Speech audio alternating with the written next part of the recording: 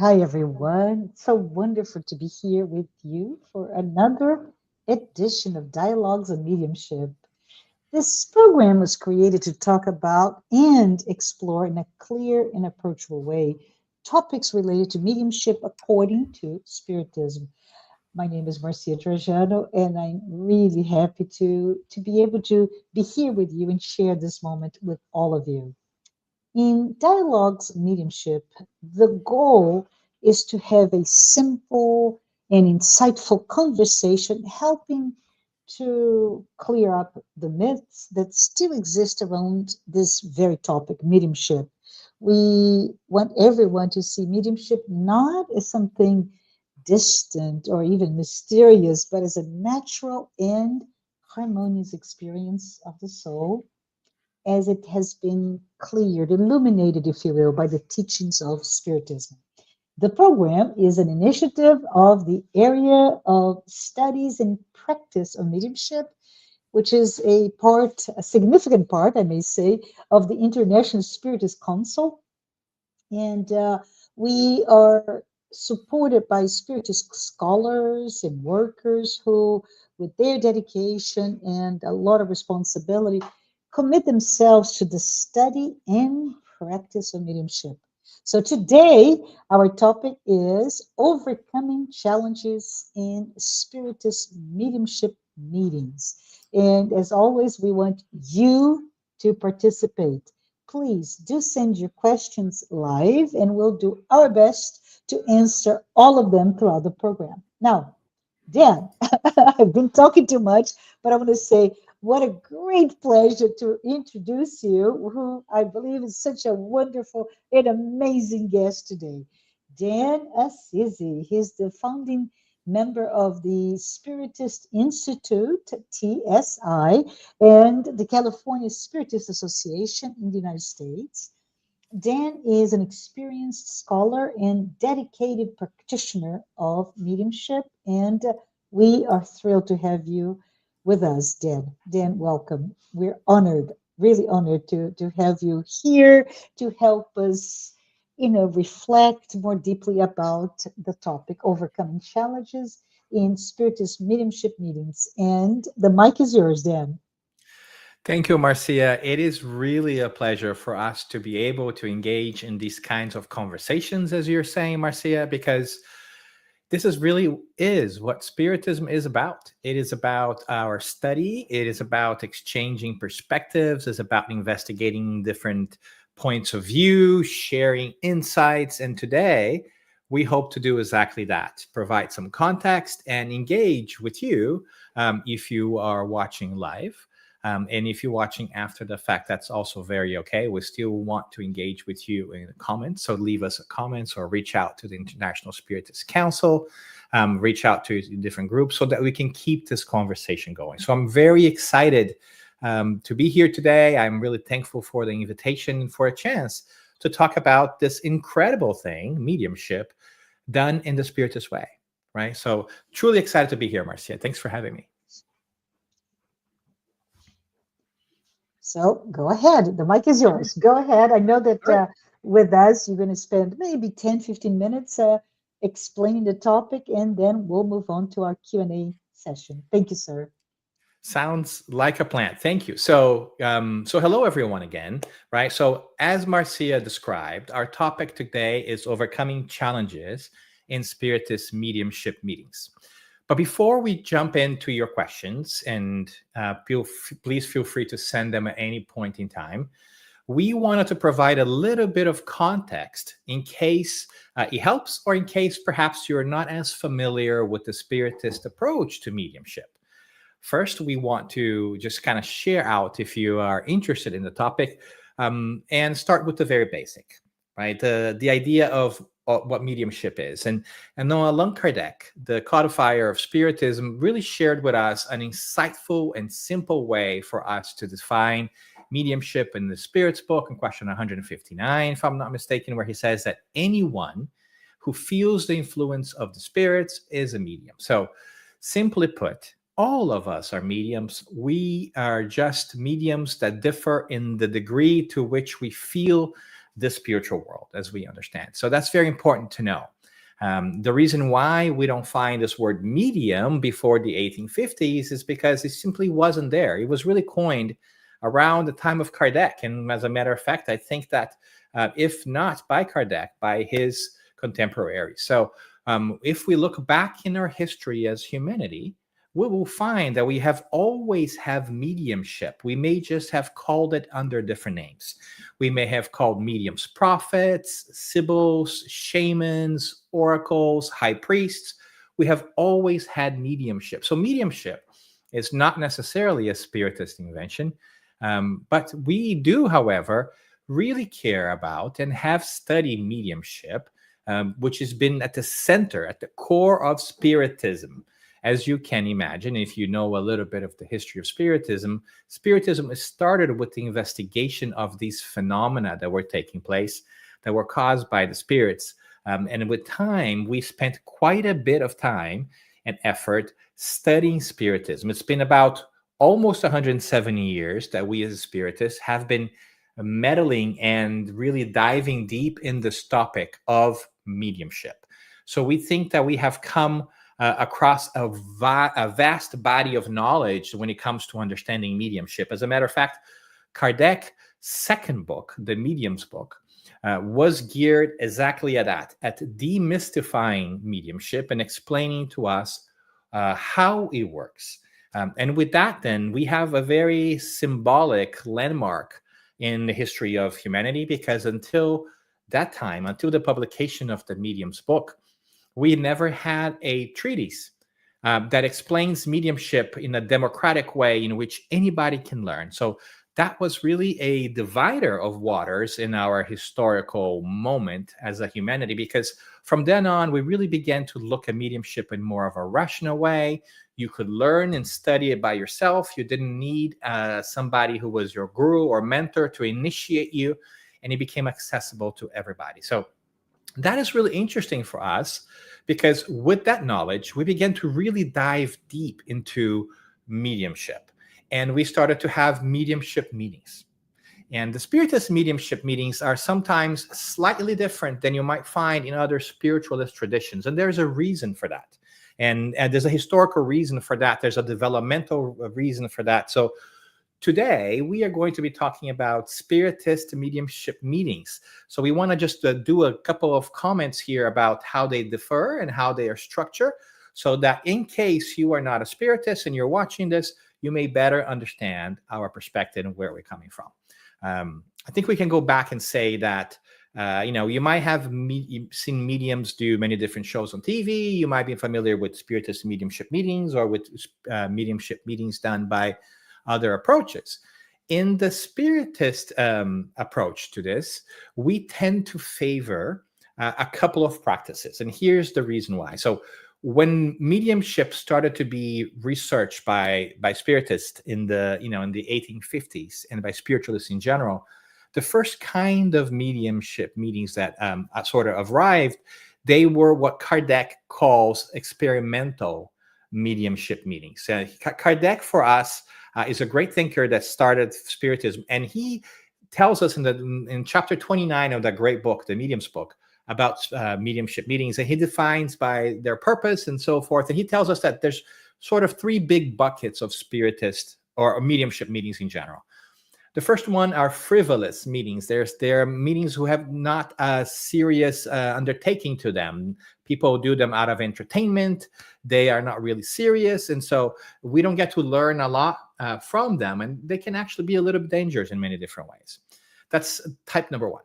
The second type of mediumship meetings is what he calls, what I was just referring to, experimental meetings, where people were really just trying to understand how mediumship work and learn about the process.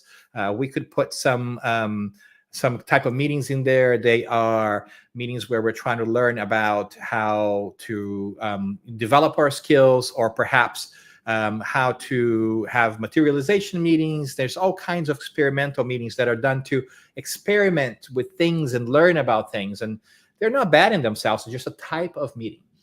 And then he also coined the third type of meetings, which he says is serious or productive or instructive meetings, in which we are really there to learn. And this is what ultimately we are more concerned about. And that's why you are going to see, as you step into the Spiritist context, that we tend to focus on that third kind of meeting, this instructive meetings that are really geared towards helping us learn intellectually and morally how to become better.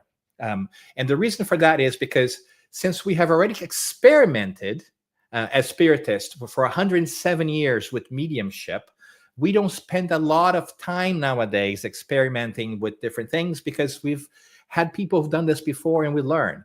It's still very healthy to do that. You're very entitled to do that.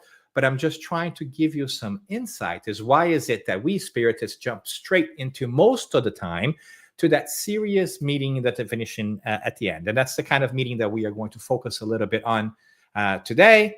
And if you want to, of course, ask questions about the experimental side, you're more than welcome to. I think that you get that frivolous meetings. We're not going to spend tons of time here, because we're actually serious about the study of mediumship and what it can bring us, that learning process, the purpose of intellectual and moral betterment that Kardec also talks to us about in the Medium's book, specifically item 343. Also in that same chapter, chapter 29, which is a really great chapter on the Medium's book, in case you want to study more about mediumship meetings and how they're organized in general. All right, so it's important to put this concept out here, because you might see, if you watch on TV, lots of programs that have mediums featuring messages from the beyond, that they are trying to validate the passing of loved ones and bring the memories. And while we think they're very important, and those also take place within the Spiritist context, we have wonderful letters that are written for family members who are longing, and who had the passing of their children or their other family members. We have a wonderful tradition of that. But the bulk of our meetings are going to be on the spiritual assistance side of things, which is just a different development of that kind of instructive meetings that take place. And in these kinds of meetings, in this kind of spiritual assistance meetings that you can also break down in many different ways, what happens within the Spiritist context is this. We gather together as a group, and after a period of study of the process of mediumship, so that we can understand how it works and how it functions, and to get to know each other, we work in a team environment most of the time, 90% of the time, to facilitate the contact with the spiritual world. And in that process, we do not only seek messages from the enlightened spirits, which of course we love and always, always welcome, but we understand that now that we have internalized that we are immortal beings that have many lives through many different reincarnations, that sometimes along the way, some of us get perhaps a little stuck or a little confused. And in the process of having this mediumship meeting, we are able then to lend a hand to those spirits who are perhaps a little confused, a little lost, or a little stuck in specific behaviors that they're having a trouble time with. And then you may ask yourselves, but then why do Spiritists do this? Can't just the spirits on the other side help the spirits? They absolutely can. And the mediumistic meetings that we are a part of, they are not truly, at the end of the day, ultimately necessary, because the spirits on the other side could counsel the spirits who are also in need. That is very true. However, we can come in and give some of our energy and our attention, and in the process, not only help those who are confused and who perhaps are still thinking they are alive here in the physical world, but we can also learn in the process. So it is a win-win situation. So from the beginning, you're going to see that the purpose of a Spiritist spiritual assistant meeting in general is not only to help others, but also to learn also. It benefits those who take part of it in all kinds of ways. Now, these meetings take different shapes, they take different formats, so we can talk about those if you want to. We're going to park that topic for now.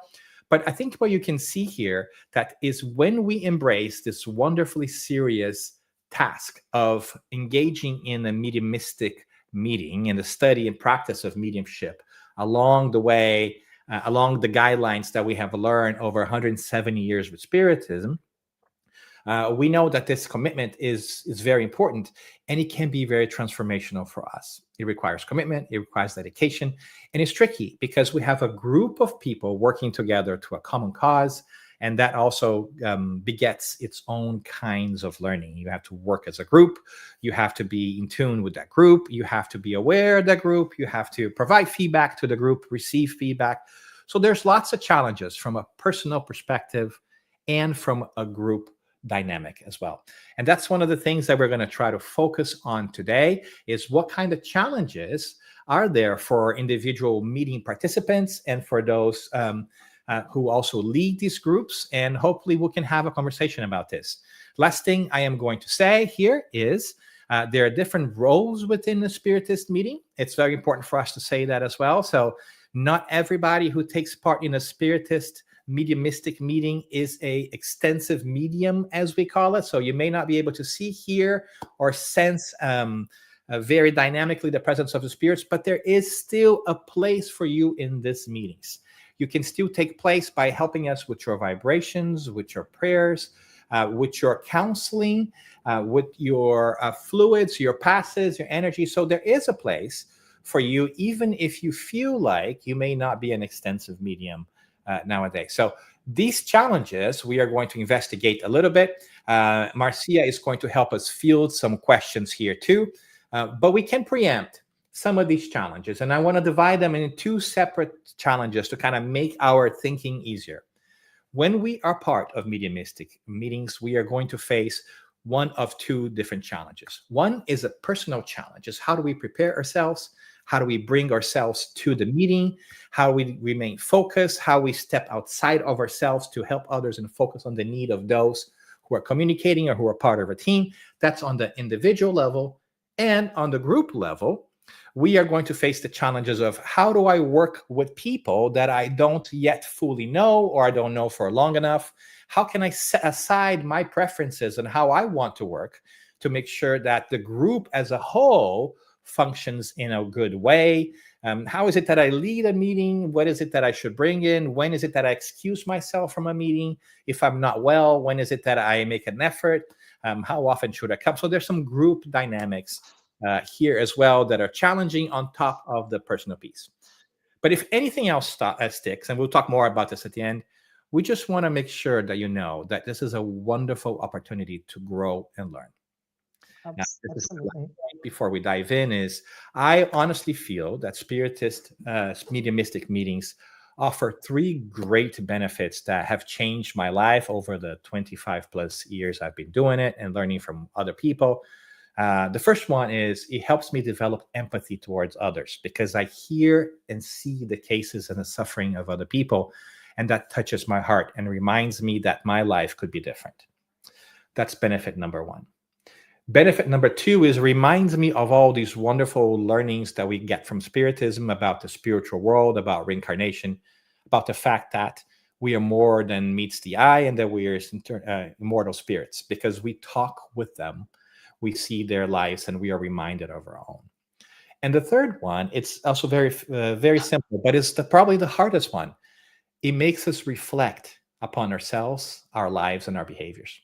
Because when we see challenges with others and when we counsel others on what we think could help with their life, there is no way that we don't think about ours, or at least we should.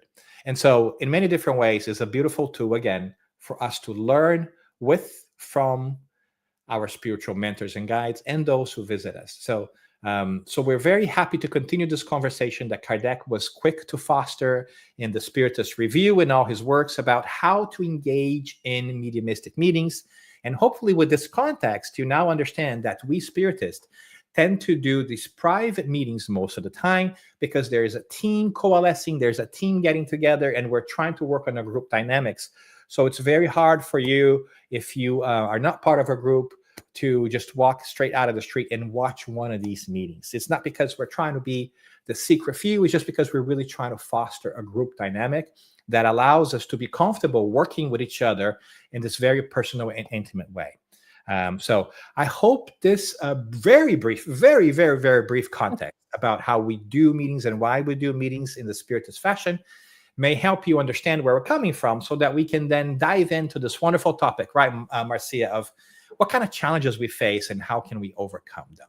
Absolutely. And I just want to say thank you. Thank you so much, Dan. It is brief, but rich and enlightening introduction, right? So, with your insights, let's move forward. All of us better prepared to understand and face with balance and confidence the natural challenges of mediumship work. So let's go ahead and start this or continue this conversation, but start with your questions. So, Dan, if you don't mind, let's answer some of the questions that we've received. And please, everyone, keep them coming. Share your doubts, your questions, your thoughts, and we want this to be truly interactive dialogue. So, with the first one, which is already on the screen, based on the three types of meetings you mentioned, Spiritist centers select to go to the instructive meeting. How would one know if it is balanced and productive mediumistic meeting?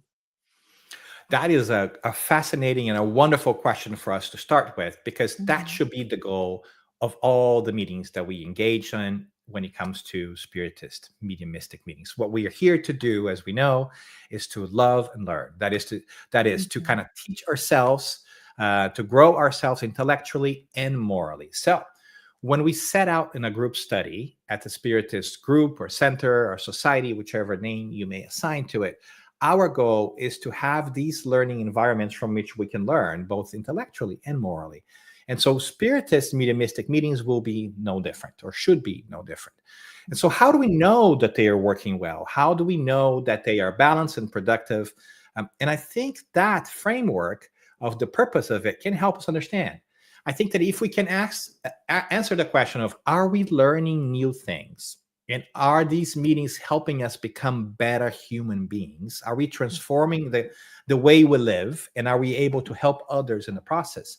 Then I think that we've gone a long way to answer whether that's a productive meeting. We should not really focus on how many spirits we're serving or what kind of spirits they are. We do not need necessarily to focus on finding out a lot about the background of the spirits.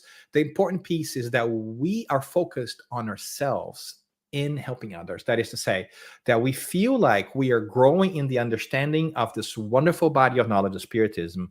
Are we applying these lessons to our life? Do we feel like the participants of the group are growing? Are they working in harmony?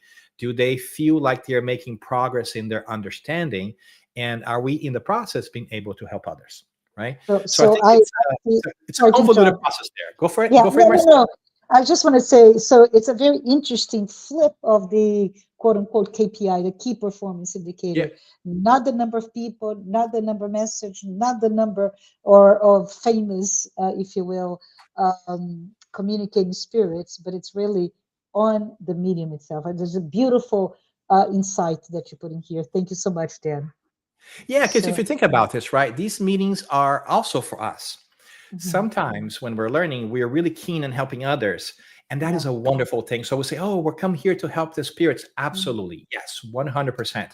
We have come to lend our help for the spiritual mentors and guides to be able to assist the spirits that they select and bring, right? We play a part in it. Our part is to help host them, the spirits who are manifesting that the spiritual mentors and guides have selected, they have prepared, welcome them well, step out of ourselves to provide the best kind of counsel that will also be intuited by the good spirits. So we definitely play a part. But ultimately, when we understand how a meeting works, we understand that we are not in control of the meeting. The meeting is really directed by our mentors and guides on the other side, whose purpose is to assist the visiting spirits and also to develop us. So we also need to have a very keen sense of self-analysis and debrief, which is something that we suggest to people after all their mediumistic meetings, is that you debrief as a group really quickly and share what is it that we felt, what we think, provide feedback to each other in terms of the communications that took place and what are the main takeaways for us, because there should be a lot of reflection about our practice, our mediumistic practice, right? Yes. Just because we get to a mediumistic practice group, it doesn't mean that we stop studying either. We have to continuously sharpen our saw, right? As some people would say, to develop our skills. So we absolutely need to constantly have a sense. And we can see that by how the group is working. The more that the group is dynamic, that the group works well together, that they're making progress in this knowledge of self-awareness, there should be a correlation with how our spirits who are coming and how they are getting help. And if they're getting helped, right? So there's a direct correlation between the incarnates and the discarnates there. Absolutely. I love where you're going. Let's see if we have another question, because I have so many bubbling my brain right now. So there we go. How would the guest define? So I think you just answered to that. So do we have another one? It's often said that the mediumistic meeting functions as spiritual emergency room. In that analogy, what would be the appropriate comparison for this obsession meeting? Great question. So I think that we can also take a quick second here to untangle some of these terms, right? Yes. And so within the Spiritist perspective, you may have heard this term, this obsession. And this is really about the unhealthy, prolonged, right, focus that some spirits may have on others, searching for vengeance or justice from previous acts that they feel that they've been wrong. In many different ways, I break it down to others and I say that this obsession is spiritual bullying. It's just from a different perspective, right? I love it.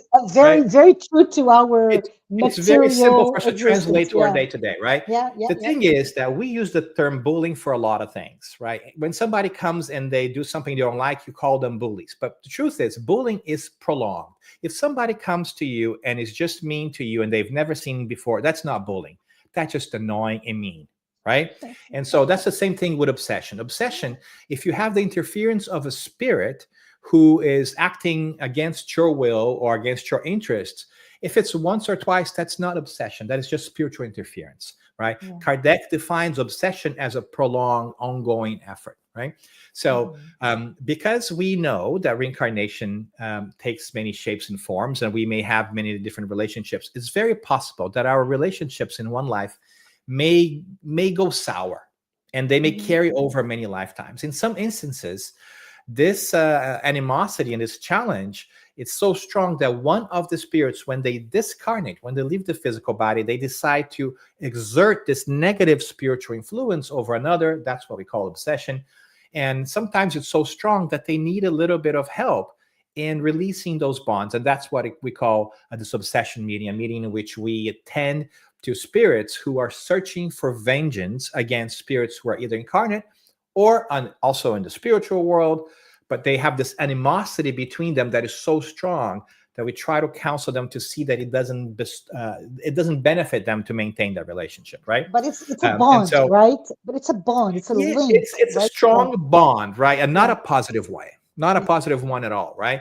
And which is really harmful. And we can go into the ideas why that's harmful. But many times, a lot of spiritists say, "Oh, we want to have this obsession meeting because we feel this is the kind of work that is really great and needed." That's wonderful, and that's very needed. But again, because we are not the ones who decide what the meeting is going to be about, our mentors and guides do, it's hard for us to say this will be a disobsession meeting. It requires the participation of the other side. And so sometimes there are cases that come to us that are really about those confused and needy spirits that need clarification. And those tend to be a little bit simpler in terms of guidance that we can provide over this obsession, which the person the spirit oftentimes know that they're discarnate, but they're just really stuck on vengefulness, right? And so let's get to the question then, right? Finally, right? The roundabout way is that, so there is a spiritual emergency room. The meeting can serve as a spiritual emergency room.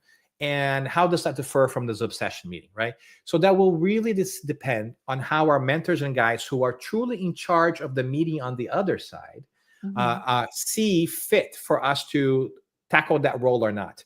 They will help us by understanding what is required of the spirits on the other side. They will also be able to ascertain our level of working togetherness, right? It could be very well that Marcia and I and 3 more people and 5 more people, we really want to do this obsession meeting. We really want to work on that, but we're not working together well enough to That's a have good a point. energy sense of togetherness to be able to handle these types of communications. It wouldn't be helpful and fruitful to us or to the communicating spirit. So it could be that in those cases, we may just be brought cases that are more really of a spiritual assistance front where we're more counseling on the confusion level and so forth. So there is different kinds of cases that need different kind of counseling. And that will really depend on how we work together as a group and how we are prepared, both intellectually and morally to host those cases. So in emergency room situation, Dan, what Yeah. comes to my mind is you are triage, right? So depending on I'm just trying to say what you're saying back to you, right? So you go to the emergency room and there's a triage desk that will say, that group, let's put the simple cut or anything that will be easy to deal with. But the really difficult ones that need to be They either require check assistance in from, or yeah. operating room, et cetera, we go to the ones that are ready. Absolutely. And that triage is not us. That Yes, triage exactly. is our mentors and guides, right? Yeah. So they are the ones who are triaging that. Uh-huh. Because it really is a teaching hospital, right? If we're Uh-huh. learning fellows in that teaching hospital, it could be that Marcia and I have just started this working on the ER, and we are being brought cases that really just need a little bit of bandage, a little bit of explanation. And as we develop, right, every once in a while, our overseeing attendant over there on the other side might say, you know Yeah. what, Marcia and Dan could get a little bit of a more difficult case. And so Uh-huh. they give somebody that also has a deeper cut or is maybe a little bit violent because of the trauma they went through. And so little by little, and because Marcia and I are really making a commitment to work together, we are working on our craft and our abilities, we may with time develop that. And just like an operating room, there might be outside needs that we are unaware of, right? There Correct. might be local needs in the environment that are different than what we wanted. That could be like there was a major accident, a crash in the Mm. freeway near you, and many cars got hurt. So all of a sudden, your local ER is going to see an incidence of different cases. For Yeah. instance, in the world right now, we have lots of armed conflicts. So Yes. we are seeing an incidence of people who are being victims of extreme violence in war or conflicts in different places. So even if you are far away, you may have received some of cases of this different incidents, right? As the Yes. spirits prepare to reincarnate. So absolutely. So this obsession piece is sometimes a little bit more complex, and it requires oftentimes a level of sophistication on our dialogue and our approach Yeah. that we may not have yet developed. So we may aspire to want to do this obsession cases, but let us not get dragged down if we don't see those cases in our group. The need might not be there, and we might not be congealed as a group just yet to be able to host and direct those cases in a way that is beneficial to those who need that and to ourselves, right? Self-reflection is all about us, the medium, right? It really is, right? And this is why I think it's so hard for us, because when we begin to do mediumistic meetings, we really have our heart in the right place. We study and we want to help others. And we Yeah. fail on the self-analysis part. Yeah. We cannot become better mediums. We cannot become better mediumistic meetings participants if we're not analyzing our behavior, what we're learning, and how the group is working. A group will not move forward if its members are not working well. It's an orchestra. Yeah. If my instrument is not tuned in and tuned up, and Marcia is not playing on the same beat, it's not going to sound good. We are not going to produce great music. That's not going to work, right? Yeah. So it's an important part for us to kind of think about this piece as well. Oh, I love your images, by the way. So while we wait for the next question, I just want to say I live in Nashville. I live in downtown Nashville, Music City, lots of music, but there is a what looks like a high school student outside of my balcony playing off tune the tuba. It is like, okay, he's practicing. One day he'll be great. And that's wonderful, right? Like, hey, you got to do the tuba. You got to practice. You are not Yeah. going to be a maestro. You're not going to be a super amazing musician at first. So Uh-huh. those beginning musicians, they need a play to practice. Yes, These are our yes, study and practice yeah, groups where we're learning to study and practice. With time, yeah. we might move people into different groups if our spiritist group is large enough to have multiple meetings to Uh-huh. address these needs, right? So all of these is important. And I think that we don't often think about this, but when we begin to study, if we start Hmm. to think about what a mediumistic meeting looks like from the other Yeah. side, we might be surprised. For Yes. example, imagine there's five of us. It's a very small meeting. There's five of us because it's easier to count, right? On the incarnate side.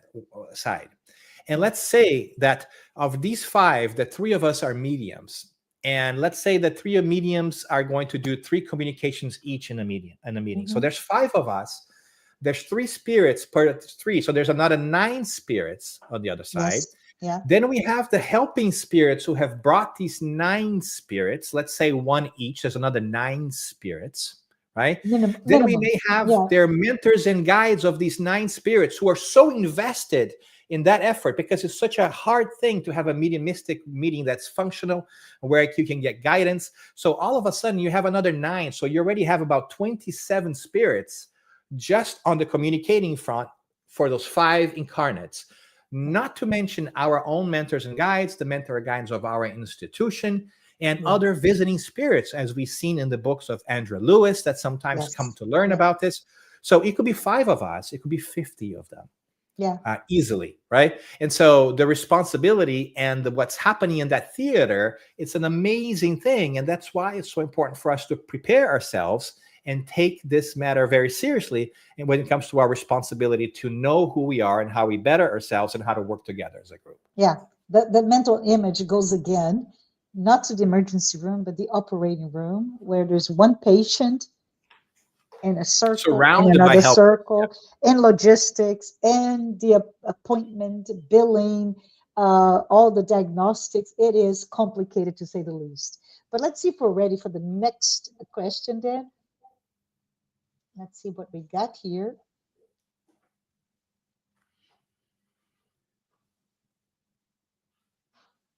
How should I explain or orient someone who wants to start developing mediumship?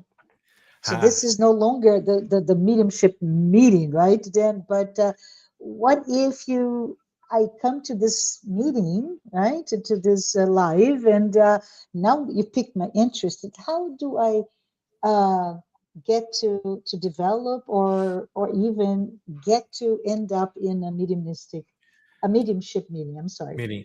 And that's a Yeah, great question for yeah. all of us, period, because we're all mediums, just Mm-hmm. agreed, right? As we Yeah. have ascertained based on Kardec's Mm-hmm. saying.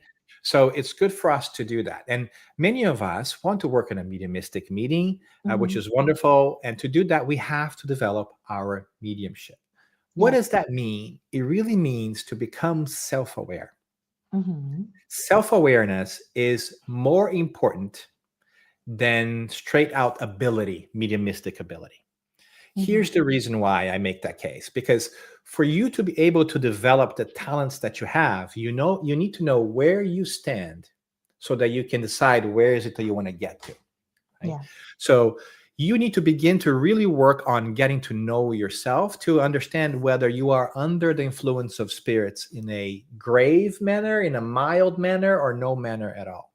So to be able to develop our mediumship, besides studying how mediumship works, medium's book, a study group in your local spiritist group or a virtual one to study the mechanism of it. They're all important so that you understand how it works and that the medium is always in control of their faculties. But there's also a degree that is very important, is that self-awareness, because you can have all the knowledge in the world, but if you are unaware of how you are impacted by spiritual influence, that could become a delicate situation. Mm-hmm. Because Yeah. if I'm not aware when I'm under the influence, then I might not be a great team player in a meeting. If I'm not aware if I'm being influenced positively or negatively, Yeah. then I may not be a good fit for a group effort, Yeah. right?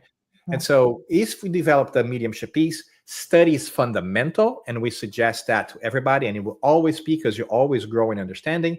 But there needs to be this, what sometimes you see referred to as inner reform or inner transformation within Spiritism, Yes. which is, how am I behaving? How are my acts influenced by those around me? What Yeah. thoughts am I listening to? Yeah. One of the questions that comes tangential to this one is, how do I know that I'm being influenced by the spirits? You Yeah. know, Kardec gives us many different hints in the Spirits book. We should read those tips. And the idea is, are those thoughts something that we were thinking about? Are those something that we would normally think about? And you Yeah. need to know yourself to know that, right? Yeah. But ultimately, you have to decide whether you are going to act on those or not. Yes. Where they're Yes. coming from is less important than whether you will decide to act on them or not. And all of this is the hard work of mediumship, right? It's not so easy. There will be a lot of doubt about whether the communication that I just shared with people is really mine.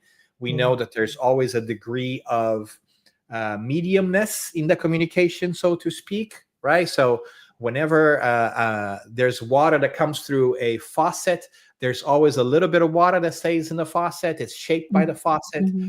So the communication, a spirit that communicates through me will give the same message that he may give through Marcia, but these two Mm-hmm. messages will sound slightly different, because what the spirit is working with in me is slightly different than it is working with in Marcia as a resource. Yeah. So Yeah. to be able to understand that is also very important. So self-aware, self-knowledge is great, is fundamental.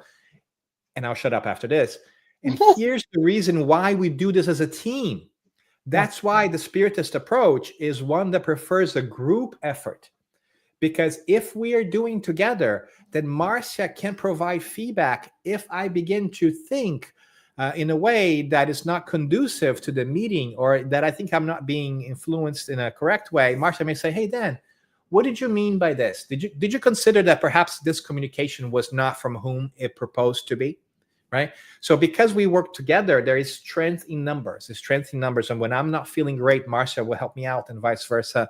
And so Yeah. the teamwork approach that we have in Spiritism is one that promotes safety as well, because Yeah. then we can all work together. And if Marcia has the ability to see the spirits, for instance, she may be able to provide feedback on the spirit that was communicating. And maybe I realized that I thought that it was such a spirit, or it needed such a thing.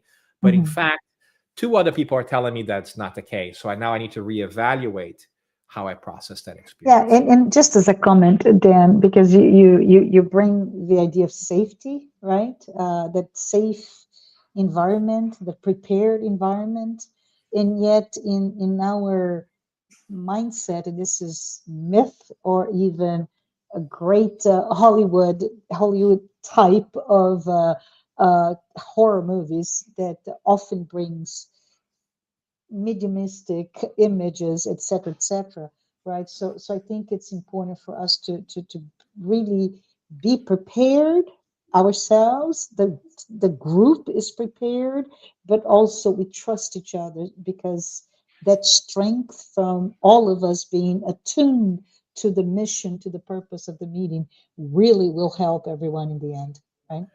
Absolutely. Go back Yeah, to the example we were working on, right? On yeah, the operating table. If yeah, Marcia and I yeah. are operating on someone, but Marcia and I are having a thing where we are not trusting each other and what each Oh, other is doing, would you want to be that patient? no, No. Right? not at all. Yeah. Yeah. And so that's why the group, the personal challenges that we talked a little bit about. That's why the group challenge is, as you're dealing with all your stuff, all your Yeah, baggage, all your yeah, self-awareness, yeah, part of it is understanding that Marcia is doing the same. And her style of doing things may be different. This is really great for me, because now I'm learning to step out of myself and understand that people think differently. And I'm learning how to, get used to Marcia's different style. yeah, It's difficult as we're forming a group. It's delicate. And I might be really shy and feel like I'm really second guessing myself, and I don't want to expose myself in front of other people I don't know. So it's Mhm. important to take that time to get to know Marcia, to work together, to study Mhm. together, to build these bonds that Marcia was alluding to. Mhm. Because if we just walk into a room, we're all strangers, we may not be trusting of each other enough to carry the work at a level that would allow us to help the spirits that need help, and for us to also gain Mhm. self-awareness and knowledge of things. Absolutely. Let's see if we have another question, Dan, and now because really looking forward. So, oh, look at that. This is picking up on our conversation a minute ago. So I love it.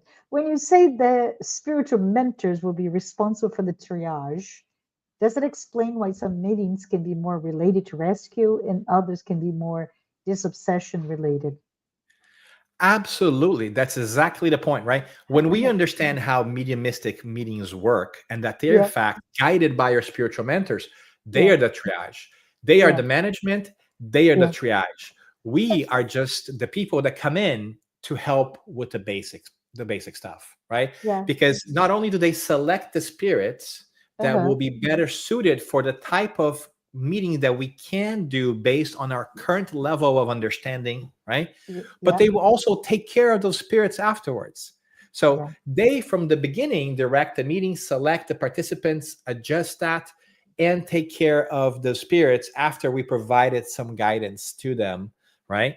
yeah. So absolutely, the spiritual mentors will be responsible for the triage. They will be that, and they might decide that that day they had a plan of treatment, right? This spirit needed perhaps a more serious intervention when it comes to a dialogue about learning to let go of this hatred that he has or she has had over many lifetimes with the other spirit. Mhm. And there is a great medium that is well suited to receive that spirit that day. They have been, near each other. There's a period of getting to know each other fluidically. It gets a little bit more complex, but during the week, those mediums might be already be exposed to this communicating spirit so they can get acquainted, spiritually speaking, to each other. And last minute, something Mhm. happens, and that medium decides they are not going to go to the spiritist meeting that day. And then Yes. there is a shuffle in plan, and management has to figure it out. Should they relocate that communicating spirit to another medium, or should they just withdraw that treatment from that week and take it to the next week? That's why being part of a mediumistic meeting sometimes is such a commitment. It's Mhm. not something that you just do it when you feel like. It really requires us committing to being there, to being present, to studying, to Yeah, getting to know each other, so that we can know that we can count on each other. Imagine if yeah. you were going to get operated one day, and you get there and he says, you know what, doctor didn't show up today, come back next week. Oh, no.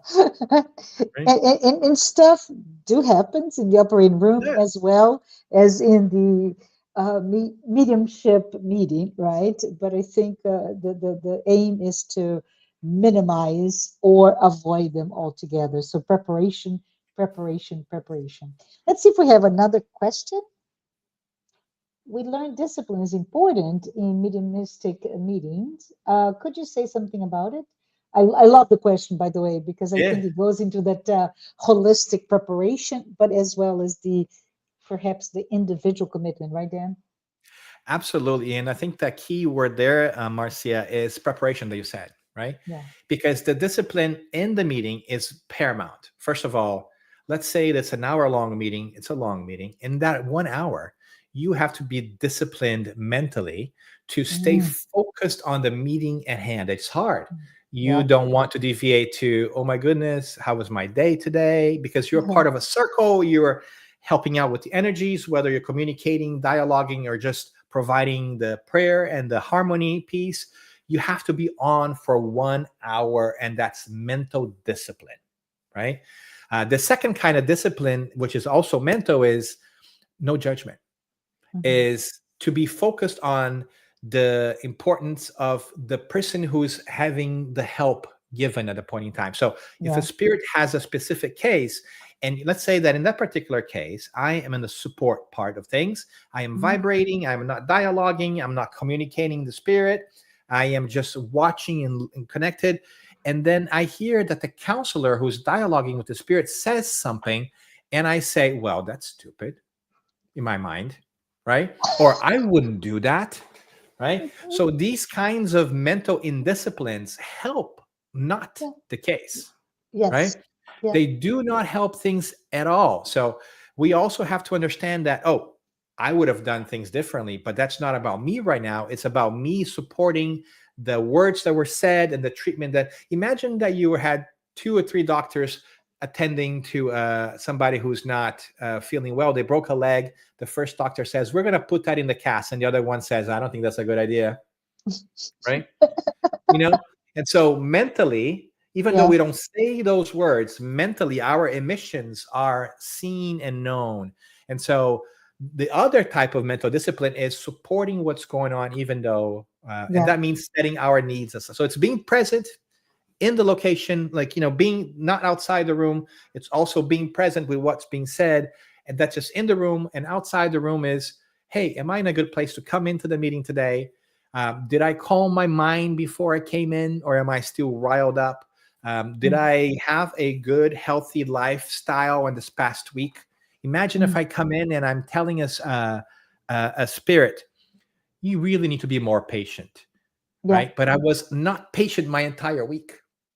And Yes. then he might have followed me the entire week to get acclimated to my spiritual state. He says, well, but on Tuesday, you're not very patient with your kids. I was there. I heard it.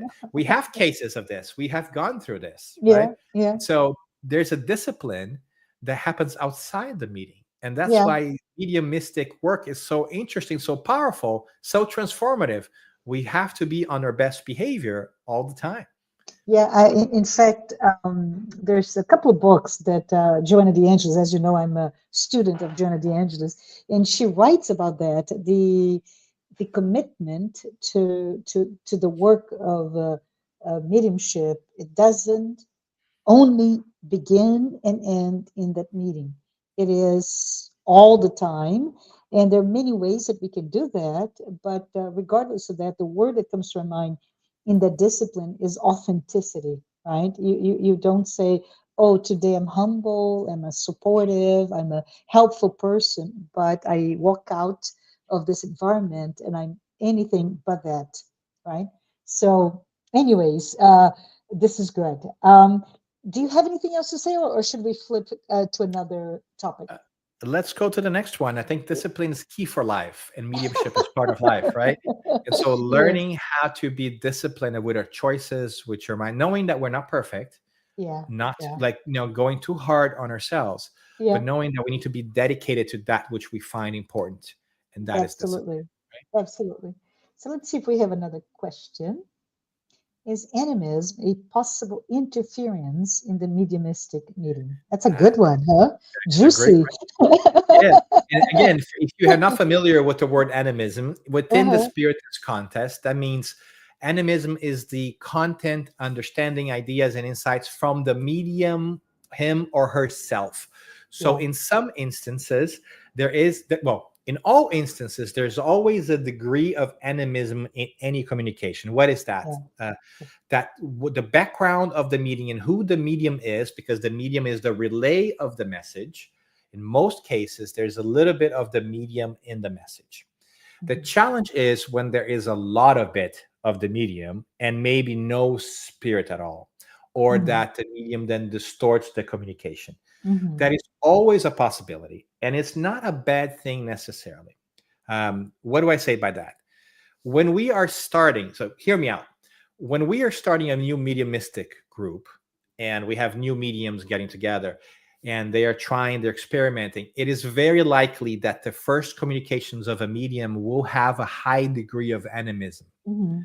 right? Because Mhm. it's from their own development. They are still getting used to becoming medium. So there's a lot of them in the message, even though the great role of a medium is to have as little of them in the message as possible, right? And so animism is always a factor. It won't necessarily be a negative piece, because sometimes mediums are selected because of their background. Let's Yes. say that we have a spirit that was an engineer in his previous life. He thinks he's not dead. He still sees himself as an engineer.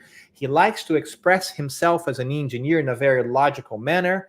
And so our triage helpers on the other side, our mentors and guides, may look into all our mediums and say, we have somebody with a similar background that will help the tenor of the communication to be felt, and that spirit will feel more comfortable communicating through that medium than you would otherwise through a poet, right? Because the language of the brain from that medium is more comfortable for the spirit. So that degree of animism will be helpful for the communication. But again, it matters is the degree of which that is happening. There is never really a place where we have absolutely no animism, because the medium is always in control. But what we wanted to do is minimize the degree of animism so that we can get the message through, because it's not about the medium. It is about the communicating spirit and their needs and how we can address that. So animism does interfere with mediumistic meetings. The difficult challenge for those who are in charge of the meeting and the participants of the meeting is to be on the lookout for a level of animism that is not helping the development of the medium and or of the group. If that's the case, then we want to start to bring it up and talk separately with the mediums, work with the group. It could be that we maybe for a little moment there, that medium takes a little break to work on its self-evaluation piece, but still attend the meetings. But that's a very delicate piece, because every time that we are working on developing ourselves, it's very delicate.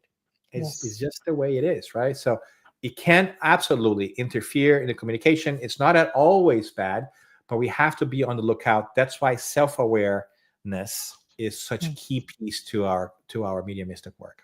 Beautiful, beautifully said. I think we have time for this one last question, Dan. How can one distinguish negative spiritual interference from the medium's own emotion state? And I think that goes quite well with the idea of animism is okay. Spiritual interference exists all the time, but how does it all come together in the mediumship meeting, if you don't mind? Yeah, I think that we'll do this one quickly too, because we know we're coming on time. But that's a great topic that is not only for mediumistic meetings, but our own lives, because we're all mediums. We'll feel that whatever we learn in a mediumistic meeting carries over. It's transferable to our daily lives. And that's the beauty of it, right? And so, again, self-awareness. Do you know what emotional state you're in? If you are aware of what emotional state you're in, and all of a sudden you feel things that are different than your emotional state, chances are those are outside influences. They could be positive ones, they could be negative ones. You could be maybe frustrated and all of a sudden you start feeling better. Hey, positive influence just took place. We always think about the negative spiritual interference. We never remember the positive spiritual interference that also takes place, right? And so it's about knowing where you are. Are you able to regulate yourself? Are you able to calm yourself down? Are you aware of how you're feeling? If you're in a state of mind and there is a feeling or a thought coming that is different than the one you're in and is a negative one, there could be a spiritual negative influence take place. Sometimes it's not intentional. Sometimes you're just in an environment in which that's taking place. Right? So it's good for us sometimes to withdraw ourselves from environments that are negative, because it might not be an intentional spiritual negative influence on us, but because we are in that environment, we receive that negative influence, right? Having said that, how wonderful it is that we have these negative spiritual influences, because they teach us how to be close to them. We are only going to be affected by them if we let ourselves be affected by them. So that's the training. That is the battle of the mind, which is, I recognize I'm in a state, emotional state. I recognize that there are some ideas that are not mine. What do I do? Can I remove myself from that position physically? Can I elevate my mind? Can I pray? Can I balance myself? Can I take a moment to center? That's why we're talking about the power of prayer, which is paramount in mediumistic work, but also in the work of betterment, right? So we can distinguish by being aware of who we are, what we're thinking in that moment, and whether that's the kind of thinking pattern that we want. Yeah. Maybe that negative vibe that you're feeling is yours, my friend, right? Yes. And you Yes. still have to deal with it. It was not from the outside. In a mediumistic meeting, it's highly important that we fix that straight away. So we have to be extra on point for that, right? But in our Yeah. lives, it also matters too. So can we be self-aware? Are the thoughts and feelings that you're feeling different than what you're feeling right now? Are they thoughts that you normally feel? If they're not what you normally feel, that's another red flag for you to think of where they're coming from. But step number 3 is, which ones do you want to feel, regardless of where they come from? What is it Yeah. that you are in control of? What is it that you want to feel? I love it. We are at time, but I'd love to, before we say goodbye, if you have any final thoughts or any message that you wanted to leave to all of us, especially for those mediums who are engaged in mediumship meetings and they're going through some challenges. I just want to say that mediumship is perhaps one of the greatest gifts that God has given us, because it allows us to get in touch with ourselves and to evolve faster. Because again, it brings us empathy to others. When we see, feel, hear, or talk to spirits who are suffering, it opens our heart to suffering in the world, and it helps us step outside of our own reality. Mhm. So if you are suffering, if you are feeling in that moment, remember you're not alone, because our mentors and guides who guide our meetings, who guide our lives, are with us. And this learning about who we are spiritually is of a fundamental nature, and it has the power to transform our experiences now if we open ourselves to it. But we need self-reflection. So it's about empathy. It's about the spiritual world understanding. It's about self-reflection. Mediumistic meetings within the Spiritist content are an incredible tool for Yeah. us to transform ourselves and to know who we are and better ourselves intellectually and morally when we apply ourselves. It is not easy. But as friend Joanna DeAngelis would say, we must pay the price of that benefit. It is so worth it. The value we get is so much greater than the price we pay. And so regardless of whether you are an ostensive medium that can see things or not, you can be part of a mediumistic meeting if you want to. And you can study mediumship even if you don't want to be part of a meeting, because it will help you develop your awareness of who you are and understand the phenomena. So we hope that you can continue on your journey of getting to know Spiritism and mediumship. A great place to start, as usual, it's the Spirits book, followed by the Mediums book, or go straight to the Mediums book. Look at the places that you want to study. There's so many additional literature that can help, but sit with it. And our suggestion here to close things up is go talk to somebody. Be part of a study group. Go share your insights, because we always learn a lot when we talk to each other. Absolutely. Thank you. Thank you, Dan. Thank you, everyone.